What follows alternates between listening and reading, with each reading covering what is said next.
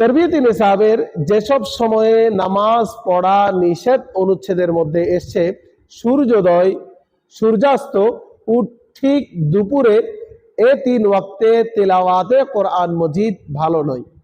জিকির ও দরুদ শরীফ পাঠে নিয়োজিত থাকা উত্তম। ফতওয়ায়ে রাজভিয়ার মধ্যে এসছে সূর্যোদয়ের সময় কোরআন শরীফ তেলাওয়াত করা মাকরুহ।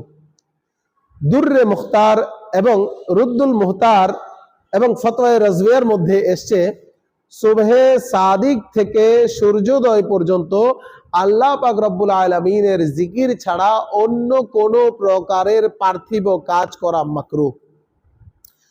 দুররে মুখতারের মধ্যে এসছে সূর্যোদয়ের সময় কোরআন শরীফ তেলাওয়াত করা ভালো নয়, তাই উত্তম হচ্ছে যে সূর্যোদয়ের সময় 20 মিনিট পর্যন্ত কোরআন শরীফ তেলাওয়াতের পরিবর্তে জিকির এবং দরুদ শরীফের মধ্যে মশগুল থাকা উত্তম।